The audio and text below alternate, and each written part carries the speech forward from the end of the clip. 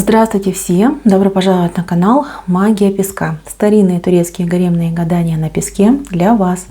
Дорогие зрители, гости канала, не забывайте подписываться, нажимайте на колокольчик и получайте уведомления о новых видео. Огромное спасибо заранее за ваши лайки, за ваши хорошие, добрые комментарии. Мои дорогие, тема сегодняшней отсыпочки звучит так. Что с ним творится сейчас? Загадайте, пожалуйста, на любимого человека, либо на того, кто вам интересен. Представьте этого человека и задайте вопрос. Мой милый, дорогой, что с тобой сейчас творится? Надеюсь, вы настроились. Я убираю Назар. Прошу высшие силы дать мне возможность ответить на все ваши вопросы и послать для вас только самую важную, самую нужную и самую полезную информацию. Давайте-ка посмотрим, что же с ним творится, что с ним происходит. Так, у человека очень необычный период в жизни. Здесь человек старается, как говорится, прыгнуть выше попы, но пока у него как-то безрезультатно это все происходит. Так, мои дорогие, он сейчас, в сегодняшнем дне, полностью сфокусирован на себе. Вот это главная картинка, когда человек пытается получить от жизни по максимуму. Да, он сосредоточен на себя, на свои дела, на свою жизнь, на то, чтобы добиться какого-то высокого результата. У него есть мечта, у него есть желание, у него есть стремление, и он к этому идет. В его жизни присутствует сразу несколько женщин. Вот как хотите, несколько. Я так понимаю, есть вы и есть еще одна. Вы женщина-праздник, вы женщина-чудо, вы женщина-судьба, сердечко, душа, вот как хотите называйте. То есть вы особенная. И есть вот другая. Другая, она более такая скрытная, я бы назвала ее хищной. У этой другой, вот видите, у нее в руке петля, она же кольцо. Может быть, вы смотрите на мужчину несвободного. И тогда понятно, что это за петля и что это за кольцо. То есть женщина очень крепко держит мужчину, при этом она от него отворачивается. У нее может быть ребенок от этого человека. И при этом она еще и очень хищная. То есть эта женщина, она своего не упустит и живет только лишь ради своей какой-то выгоды, своих каких-то бонусов до профитов. Также может быть момент, что она мстит этому человеку за свою, например, жизнь. То есть она считает, что вот я вышла за тебя замуж, я потратила на тебя какие-то лучшие годы, да, ты там мне ничего не дал, и теперь я буду тебе мстить. Я буду делать все, чтобы твоя жизнь превратилась в ад. Этот момент тоже может быть. Также может быть ситуация того, что у него есть еще одна женщина, которая за ним ходит.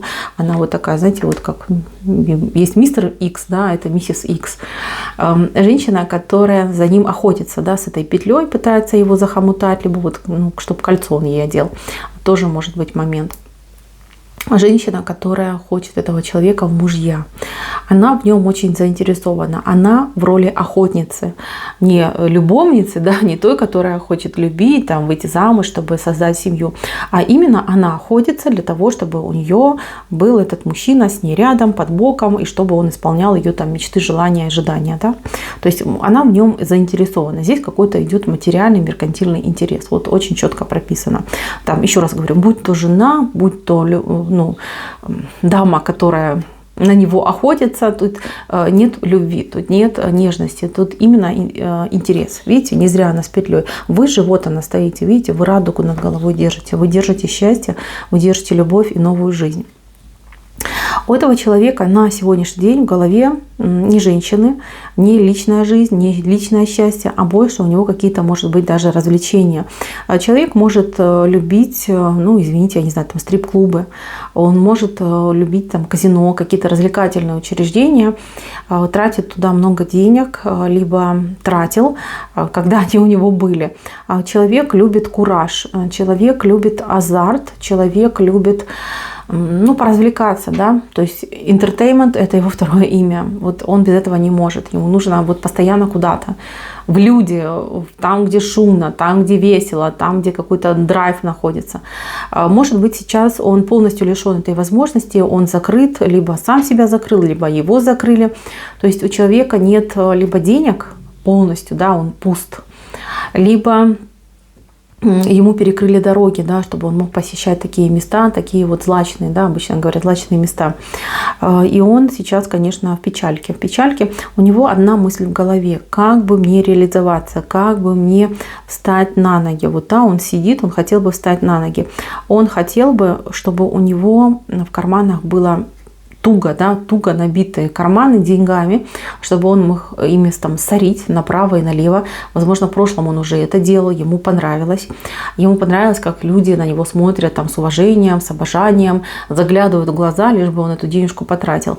То есть он путал свое, например, реальное превосходство, когда человек своим трудом, своим интеллектом, своим авторитетом, да, добивается такой позиции обожания, с тем, когда это покупное, когда ты вот там денежку поманишь, да, покажешь, и вот бегут тебе там все кланяются, да, лишь бы ты денежку эту дал. Человек может быть возрастной, но человек абсолютно незрелый. Знаете, вот у него какой-то юношеский максимализм через край, просто через край. И жизнь этого человека била, учила, мучила, но ничего пока не осталось. Да? Вот как вот зашло, так и вышло. То есть вот у меня такая позиция. Сейчас он опять находится в моменте каких-то пустых ожиданий. Просто может сейчас, вот момент просмотра этого видео, он просто может сидеть, пить пиво, да, и мечтать о какой-то там новой счастливой жизни.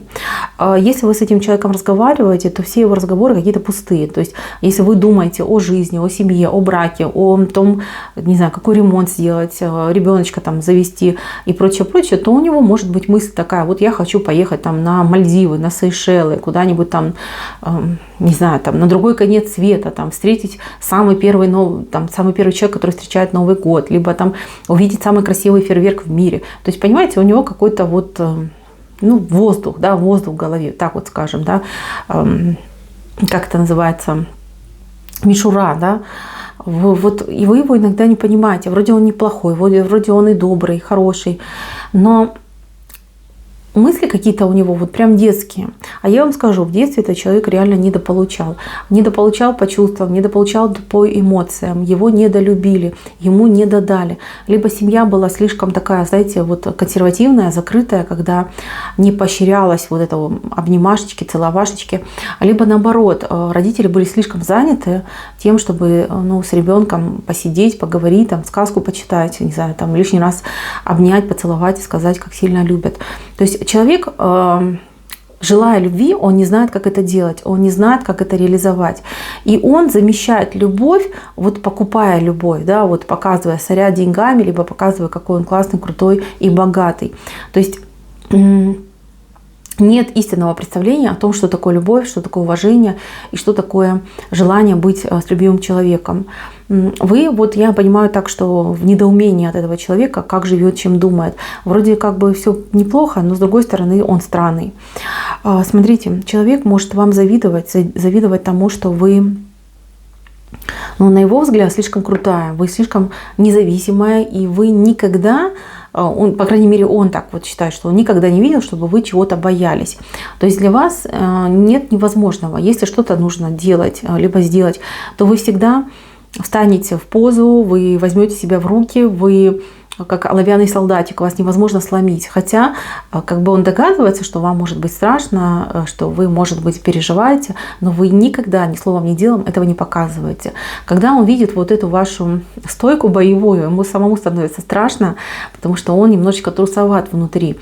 Ну, как бы да, он об этом не признается и никогда этого не скажет. Но то, что поджилки трясутся, это точно, мои дорогие. Смотрите. Здесь еще момент того, что у человека может быть какая-то больная связь либо с родственниками, либо с родителями. Ну, кто у него есть? Либо у него родители, он к ним привязан, либо у него есть родственники, к которым он привязан. Вот огромное желание, я не знаю, там, впихнуть невпихуемое, да, то есть он тратится полностью на этих родственников, либо на близких. То есть если у него есть там родители, то он им все несет, все, что он там где-то заработает, получит, он все к ним несет, там, им типа там задаривая, да, вот, то есть показывает, что вот я там для вас это все сделал. Если у него есть дети, то то же самое, как будто бы он там, я не знаю, там своим там правнукам пытается деньги даже заработать. То есть он все может спускать в один момент на своих близких. И вас этот момент может раздражать, и вам не нравится. Либо вы не знаете, куда он тратит деньги. То есть вроде как бы он заработал, и тут раз туда-сюда нету. И он не признается, он не говорит, что он задаривает своим там родственникам либо близким. Знаете, вот это какая-то либо фобия, либо какой-то вот у него пунктик, которого его приучили, либо вот он пытается, вот опять же таки, да, среди близких, среди своих вот семьи, да, крови покупать вот эту любовь, которая ему не, вернее, которую он недополучил в детстве. У этого человека, вот как хотите, у него психологические проблемы, причем родом из детства, это все нужно вытаскивать, это все нужно лечить. Если вы жена этого человека, то вы простите, но он ни в чем не виноват. Виноваты его родители, виноват случай, да, и виновато может быть время, в которое он родился. Здесь ему нужен очень хороший психолог, который, не знаю, может быть, какой-то даже шоковой терапией выведет его из этого состояния. Но то, что происходит с ним, и то, куда он направлен, да, куда он идет, это деструктивная программа, которая ни к чему хорошему не приведет. Я понимаю, что это общее гадание, но если вы в этом описании, в описании этого человека узнали себя, свои отношения, своего любимого, то поверьте, вот прямая дорога к психологу. Иначе дальше будет только хуже. Человек будет загоняться, человек будет прыгать выше попы, больно падать, разбиваться, ничего не сможет ни заработать, ни собрать, все он будет тратить, транжирить, прогуливать. Это вот, такой у него крест, да, такая у него судьба. Это все нужно менять, эти программы нужно перекраивать. Начните с хорошего психолога, а дальше работайте с этим человеком, общайтесь с ним. Возможно, и вы можете что-то прочитать, вот какие-нибудь духовные практики, либо психологические какие-то инструменты найдете, да, чтобы воздействовать на этого человека. У него сейчас фатум, который достаточно мощно над ним висит. Человеку плохо, человек рушит свою жизнь, и чем дальше, тем как бы хуже, понимаете, да?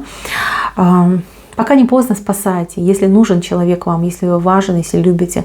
Если это просто ваш знакомый, с кем вы просто присматриваетесь к которому, да, хотите построить отношения, то я не рекомендую, потому что человек очень сложный, и человек, вот я уже сказала, да, в деструктивных программах. Мои дорогие, вы уж извините за такое предсказание, но я всегда говорю то, что вижу. Я ради хайпа никогда не буду тут заливать соловьем.